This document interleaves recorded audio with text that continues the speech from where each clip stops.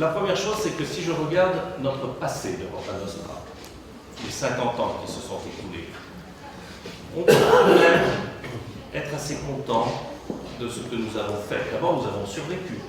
D'abord, nous sommes très représentatifs en Europe.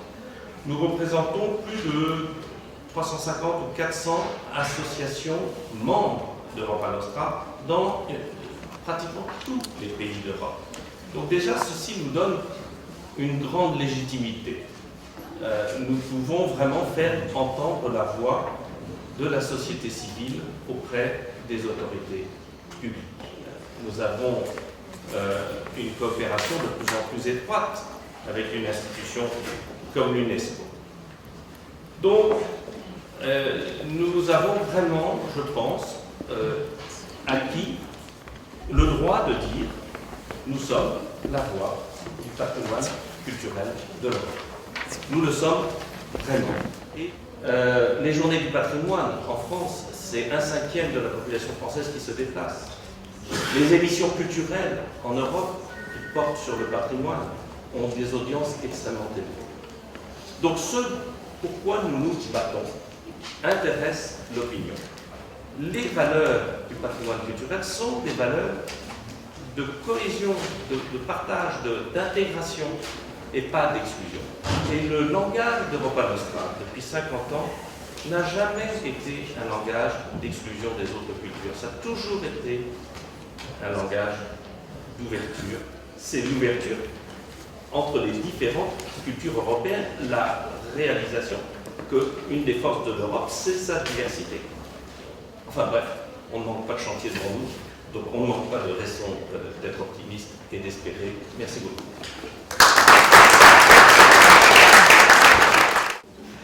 Chers amis, maintenant j'ai l'immense plaisir d'annoncer notre invité spécial, Philippe Dallaire.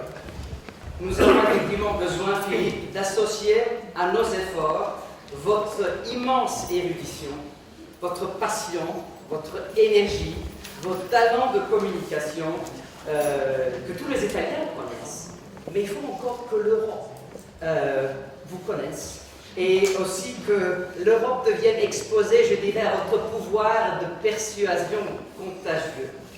Philippe, on est ravis de vous avoir avec nous. À vous la parole pour faire un plaidoyer pour la renaissance du patrimoine culturel en Europe et pourquoi pas pour le New Deal en Europe basé sur le patrimoine. Je vous remercie pour cette introduction, c'est émouvant. Je ne m'y attendais pas. Et vous avez parlé, il faut bien entendu qu'on trouve une langue d'entente. Quand on parle d'Europe, et M. Jacob est francophone, on va parler français. Les hypothèses étaient deux. Ce modèle-là, pas l'américain. Mais on va qui au pas non, il n'y a pas de traduction simultanée, c'est malheureux. Je pensais aussi à l'alsacien comme langue européenne, le Parlement de Strasbourg. Si je te rose pour l'écrire, personne ne parle pas. On va essayer, on va prendre la langue française parce que c'est au fond une des langues de la coïnée européenne.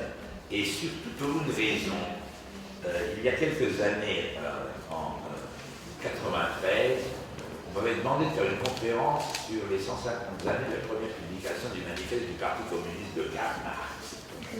On fait tout le monde. Je ne savais pas de quel côté commencer.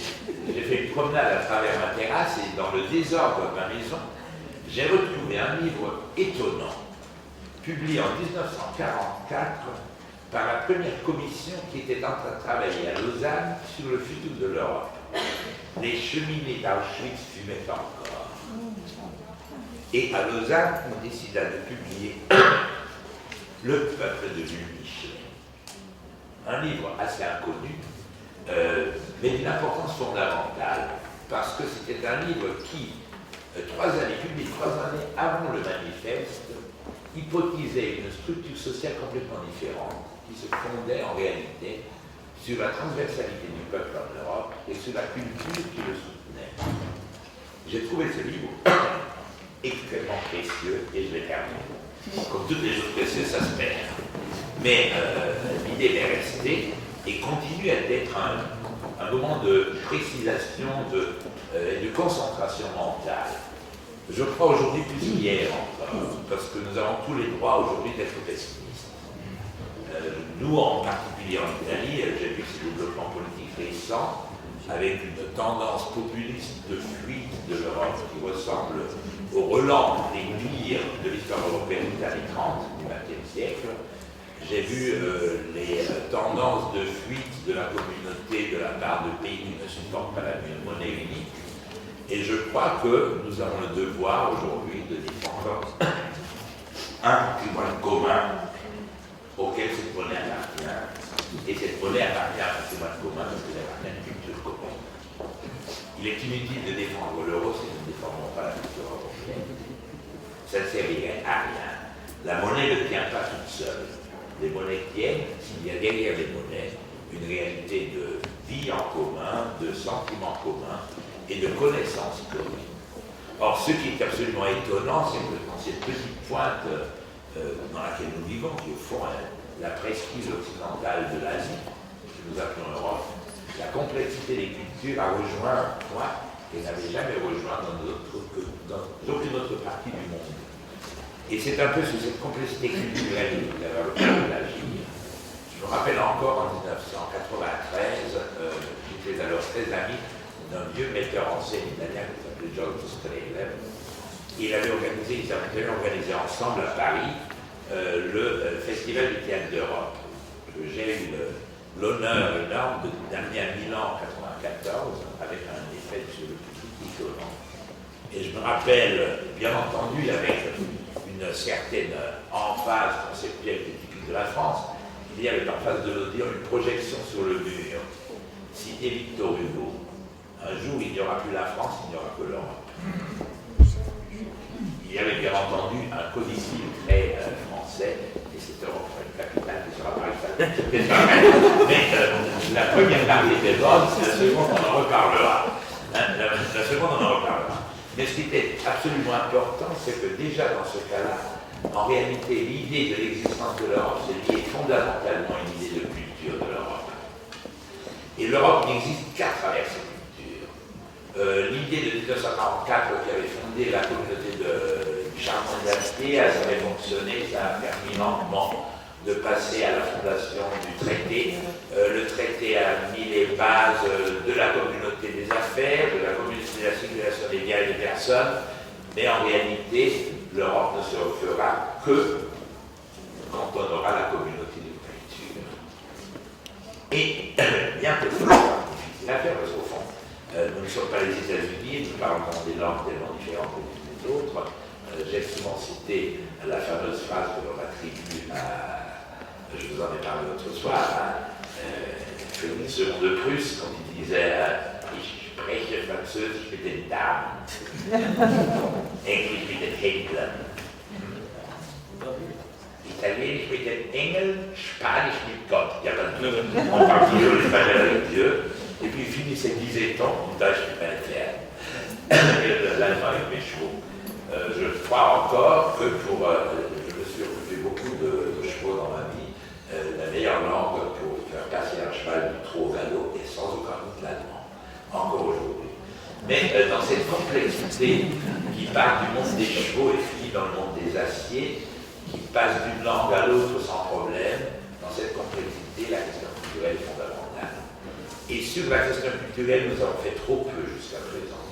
Alors j'aimerais bien avoir l'honneur de participer à une journée d'appel pour une culture européenne, pour un mélange des cultures européennes, et surtout pour une connaissance des cultures européennes, pour un croisement des savoirs, pour un échange des opinions, pour une connaissance majeure des patrimoines.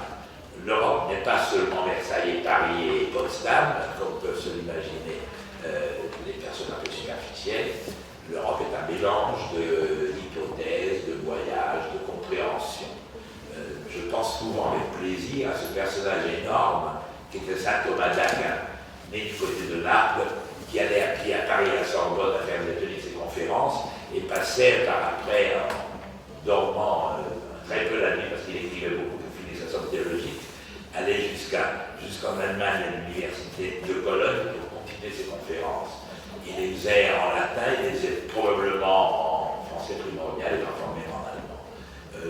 que ça, là, nous retrouvons les racines vraies de ce qu'on appelle l'Europe.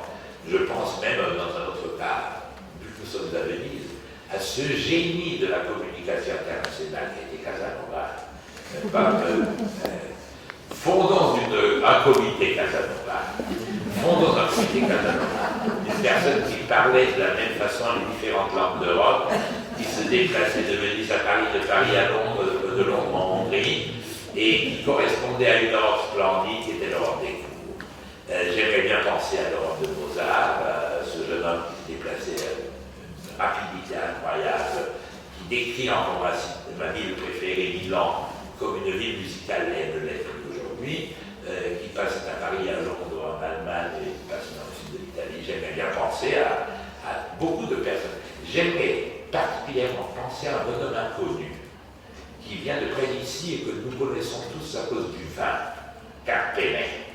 Vous avez tous bu un jour l'autre du Carpenet. Le jeune Carpenet que j'aime beaucoup parce que je m'occupe toujours avec passion de l'histoire de l'unité d'Italie. Je suis lié par famille à l'histoire de l'unité d'Italie, ce qui fait en sorte que c'est pour des motifs personnels et pour des motifs de conviction que je m'intéresse à l'unité d'Italie.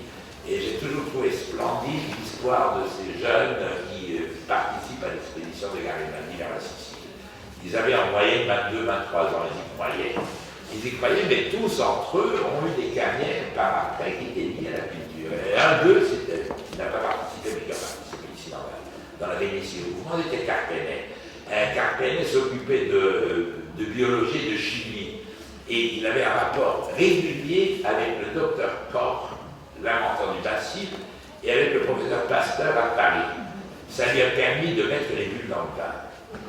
Les bulles dans le vin sont le résultat d'un contact européen et d'une recherche scientifique à très haut niveau.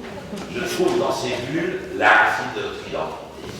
Et je crois que c'est de cela, de ces points-là, qu'il faut avoir le courage de partir pour aller revoir ce qu'est l'Europe en réalité. L'Europe est ce mélange infini d'expériences différentes, de points en commun, de désarroi et de désaccord et d'intégration. L'Europe est l'histoire des Français qui descendent en Italie pour lui faire la guerre dans les années à la fin du XVe siècle et découvrent en Italie qu'on a fallu finalement une façon décente de monter à cheval. Ils abandonnent leurs chevaux trop pesants et découvrent à Naples l'esthétique nouvelle du cheval, celle que les Autrichiens reprendront un jour pour faire la Spanische. L'Europe est une Europe à cheval, c'est l'Europe des cultures, des pratiques, des habillements, c'est l'Europe des monuments. C'est surtout l'Europe des cultures dont nous devons nous occuper. Et je crois que c'est aujourd'hui, dans un moment vraiment difficile, un moment où les tendances de fuite seront toujours plus fortes, où la question monétaire et la question bancaire essaiera de bloquer les questions profondes qui sont des questions de culture, d'appartenance. Je crois qu'il faut avoir le courage de se remettre à parler d'Europe des cultures. Et surtout, il faut avoir le courage de la communiquer, l'Europe des cultures. Les Européens le savent bien, vraiment. C'est ça qu'il y a un truc quelque part qui se déplace entre les moules et la mayonnaise de Bruxelles, un peu de bière à Strasbourg, et des trucs que l'on ne comprend pas.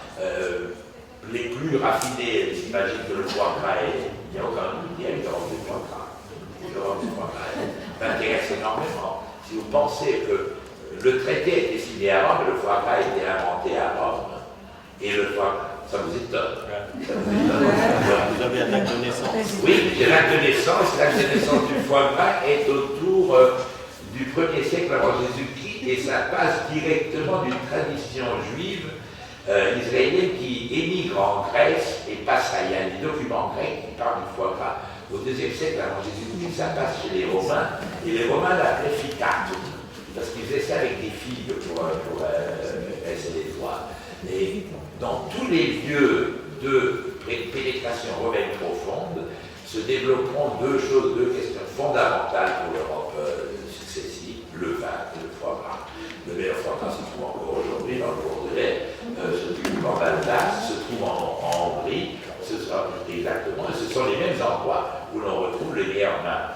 L'implantation est parallèle, alors nous pourrions parler d'une Europe du foie gras et du vin comme Europe alternative à l'Europe de l'hydromel.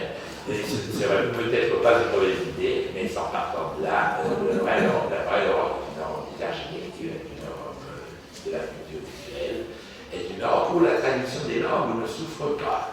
En réalité, le grand avantage de la musique et des arts visuels, c'est qu'il ne nécessite pas une traduction. Mais il serait faux de s'arrêter là, parce que c'est dans les traductions que nous trouvons les traditions. C'est parce que nous parlons 2, 3, 4, 5, 6, 7, 8 langues, enfin peut-être pas autant que cela, mais parce que nous croisons les langues, nous croisons les expériences, nous avons une obligation, une confrontation constante entre nos différents comportements, que nous pouvons espérer être demain encore un des lieux fondamentaux pour l'histoire de l'humanité.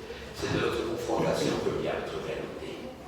Et si nous n'avons pas le courage de la pousser, de la faire vivre, de la communiquer, d'en informer les générations les plus jeunes, d'ouvrir un panorama, une question qui ne soit pas banalement économique, de dialoguer avec l'Est, de dialoguer avec le Sud, de regarder la Méditerranée comme un des lieux possibles d'un pôle d'accroissement ultérieur, d'imaginer que ce mécanisme est le mécanisme de l'avenir, je pense que nous perdons notre temps. Alors, imaginez l'Europe comme un phénomène des grandes cultures, de ses propres grandes cultures, de ses langues différentes, de ses pratiques différentes, de ses régions différentes, et de ses mouvements communs, de cette capacité de bâtir avant que nous n'ayons commencé à bâtir une communauté politique. Nous avons bâti le plus beau style roman.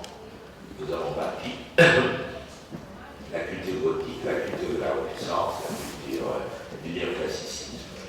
Nous avons les mêmes piliers à Saint-Pétersbourg et à Naples, à Paris et à Berlin et à Munich. Ce sont sous ces piliers-là que nous avons fondé notre identité.